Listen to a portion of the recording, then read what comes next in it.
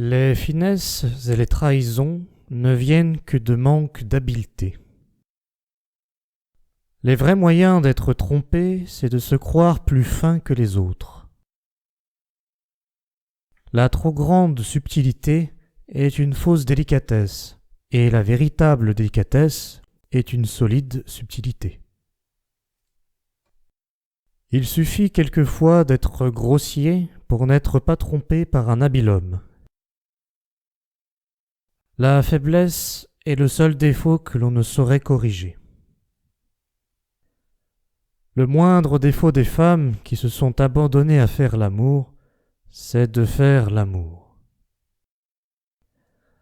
Il est plus aisé d'être sage pour les autres que de l'être pour soi-même. Les seules bonnes copies sont celles qui nous font voir le ridicule des méchants originaux.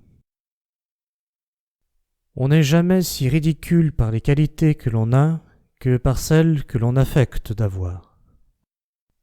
On est quelquefois aussi différent de soi-même que des autres. Il y a des gens qui n'auraient jamais été amoureux s'ils n'avaient jamais entendu parler de l'amour. L'on parle peu quand la vanité ne fait pas parler. On aime mieux dire du mal de soi-même que de n'en point parler. Une des choses qui fait que l'on trouve si peu de gens qui paraissent raisonnables et agréables dans la conversation, c'est qu'il n'y a presque personne qui ne pense plutôt à ce qu'il veut dire qu'à répondre précisément à ce qu'on lui dit. Les plus habiles et les plus complaisants se contentent de montrer seulement une mine attentive, au même temps que l'on voit, dans leurs yeux et dans leur esprit, un égarement pour ce qu'on leur dit, et une précipitation pour retourner à ce qu'ils veulent dire. Au lieu de considérer que c'est un mauvais moyen de plaire aux autres ou de les persuader, que de chercher si fort à se plaire à soi-même, et que bien écouter et bien répondre est une des plus grandes perfections qu'on puisse avoir dans la conversation. Un homme d'esprit serait souvent bien embarrassé sans la compagnie des sots.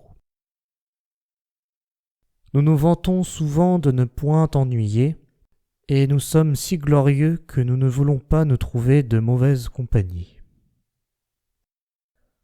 Comme c'est le caractère des grands esprits de faire entendre en peu de paroles beaucoup de choses, les petits esprits, au contraire, ont le don de beaucoup parler et de ne rien dire.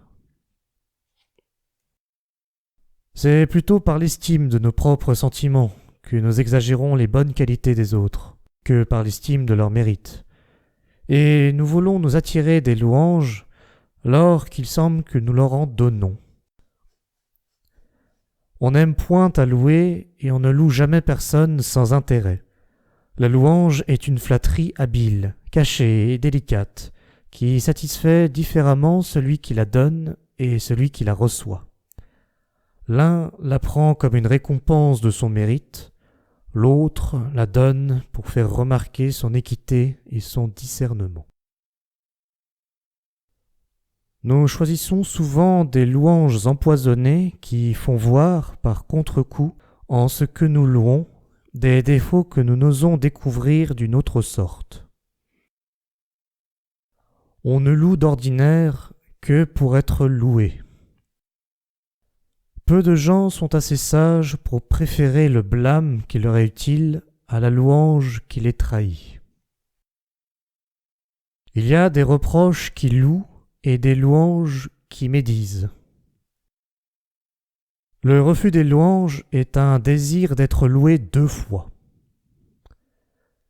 Le désir de mériter les louanges qu'on nous donne fortifie notre vertu, et celle que l'on donne à l'esprit, à la valeur et à la beauté contribuent à les augmenter.